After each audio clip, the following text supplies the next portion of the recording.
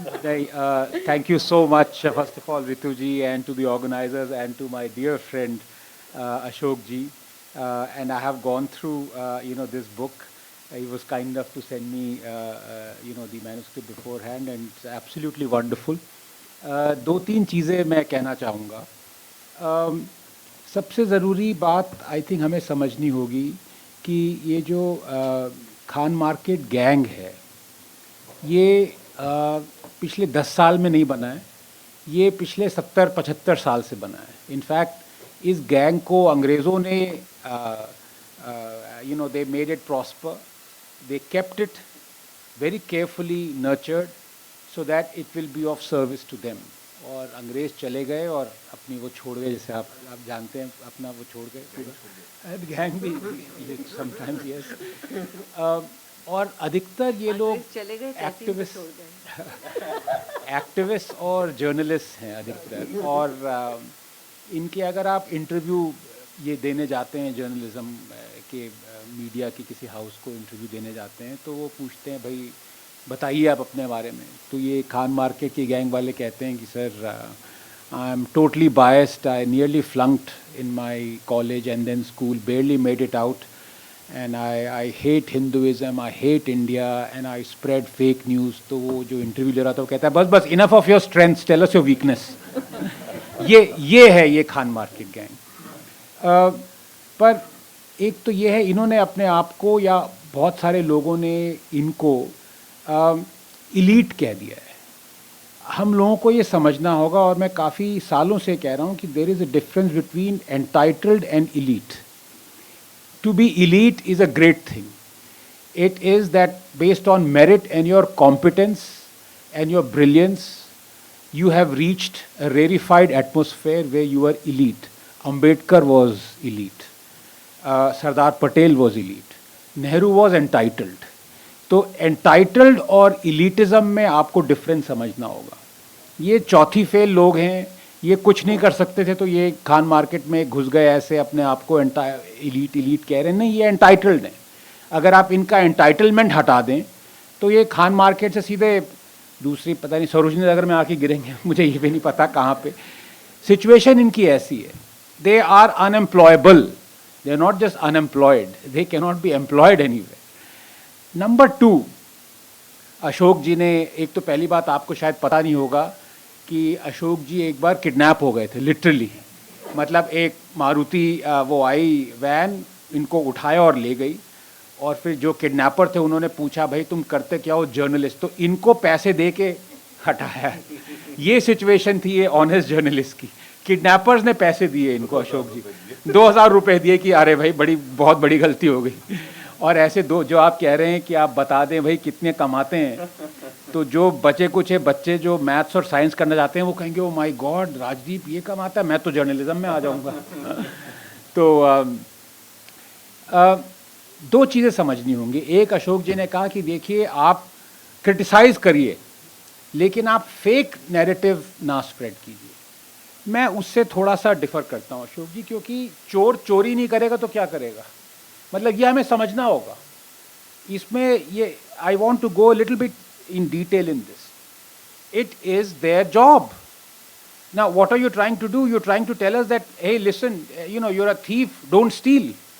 तो वो क्यों, what will he do otherwise? वही बात नहीं है. सवाल यहाँ पे आता है कि आप क्या कर रहे हैं उस फेक नैरेटिव को डिस्ट्रॉय करने के लिए. प्रॉब्लम वहाँ है. प्रॉब्लम ये नहीं है कि आप फेक नैरेटिव स्प्रेड हो रहा है, वो तो होगा. इस दुनिया में चोरी होती है, इस दुनिया में लोग झूठ बोलते हैं, इस दुनिया में लोग, मतलब वाई वुड दैट एंड. अब पूरे दुनिया ने ये देखा है पिछले 100 साल से कि जिस नेशन में कम्युनिज्म प्रॉस्पर हुआ है वो देश डिस्ट्रॉय हो गया है, टोटली ध्वस्त हो गया है. लेकिन अभी भी कम्युनिस्ट हैं ना, और मैं तो उनके गढ़ से आ रहा हूँ, JNU से आ रहा हूँ. तो ये कहना कि नहीं कम्युनिस्ट हटा दो, ऐसा नहीं होने वाला. लोग पागल हैं, वो होंगे कम्युनिस्ट बनेंगे, वो उनको नहीं. लेकिन आप उनके फेक नैरेटिव को डिबेट करके, रिबट करके वो डिस्ट्रॉय कर सकते हैं.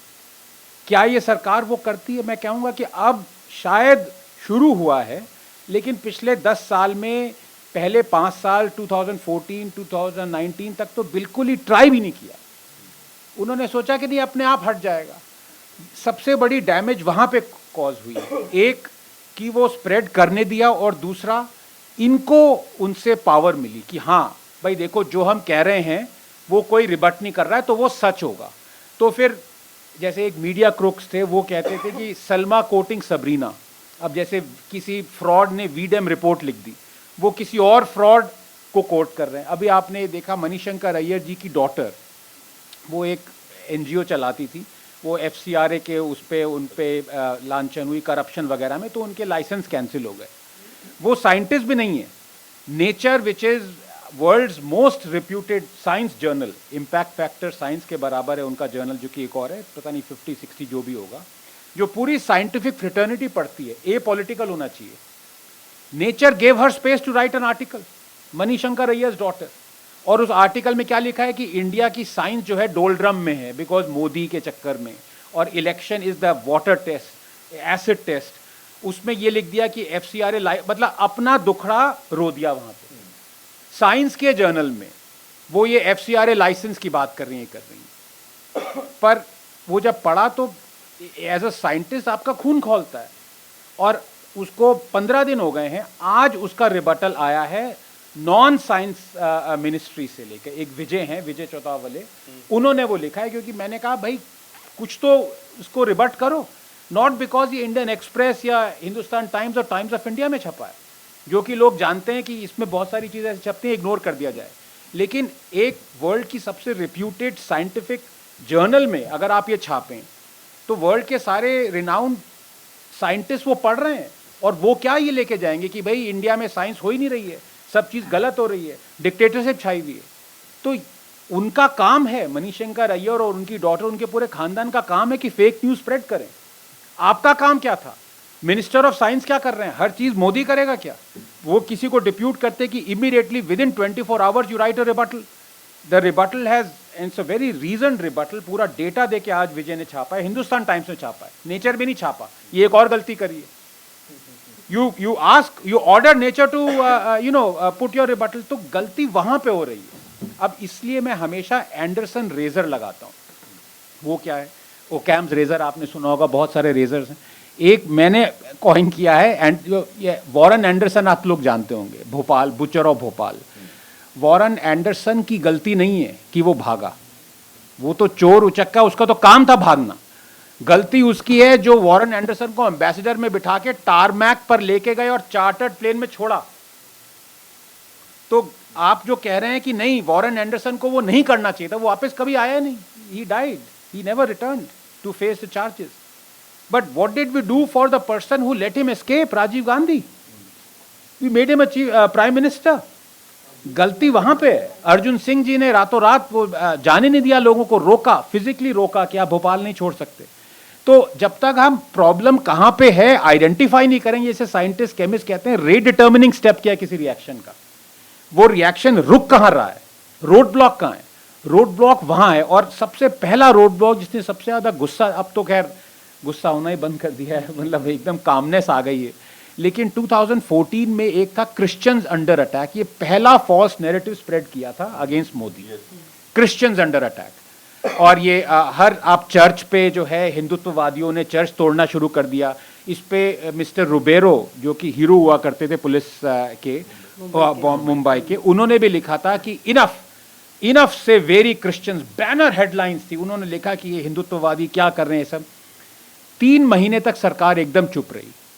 3 महीने बाद ये डेटा आया कि ये ऑर्डिनरी बर्गलरीज थी, ये ऑर्डिनरी किसी बच्चे ने पत्थर फेंका कि तो शीशा टूट गया चर्च का, और ये यूपीए के टाइम पे ज्यादा हुआ था, एनडीए पे कम हुआ था। इसमें कुछ क्रिश्चियंस भी इन्वॉल्व थे। आर्सन हुआ, नॉर्मल बर्गलरीज थी, चोरी उचक्का हुआ, वो सारा नाम मोदी पे चला गया। अब ये रिस्पॉन्सिबिलिटीज डेटा की किसकी थी? ये मोदी सरकार की थी। 2 दिन के अंदर अंदर लाते कि ये तो आप गलत लांछन लगा रहे हैं। 3 महीने तक वो प्रॉस्पर होता रहा, और पूरे वर्ल्ड में फिर अब वही सलमा कोटिंग सबरीना, किसी टाइम्स ऑफ इंडिया में या हिंदुस्तान टाइम्स में, इंडियन एक्सप्रेस में किसी ने लिखा, और वो न्यूयॉर्क टाइम्स में छप गया, वो वॉशिंगटन पोस्ट में छप गया। इमेज क्या हुई? और देखिए, मैं शुरू से ये कहता हूं कि I am not that much concern कि मोदी की इमेज खराब हो, कि मोदी को हेट्रेड आए। वो एडल्ट हैं, संभाल सकते हैं अपने आप को। जब मेरे पे हेट्रेड आता है, मोदी मुझे बचाने आते नहीं आते ना।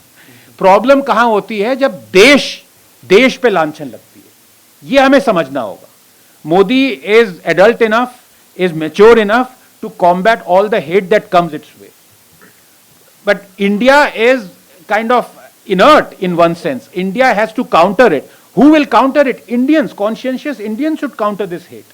और मैं उसमें तब कहूंगा, आप जितनी भी गाली दे दीजिए न्यूयॉर्क टाइम्स को, जिसमें मोदी वहां पे पब्लिश भी करता है, तो एक तरफ तो आप गाली देते हैं न्यूयॉर्क टाइम्स को, दूसरे टाइम पे आप मोदी जी उसी जो न्यूज़पेपर में जो गाली खा रहा है वहां पे अपना ओपिनियन पीस छापते हैं। तो ये क्या बात, ये डाइकोटमी समझनी होगी। Are we still seeking validation from those guys who are abusing us and vilifying us? ये सरकार में कंफ्यूजन है, ये और लोगों में कंफ्यूजन नहीं है। मैं यही कह के रोकूंगा और थैंक यू सो मच।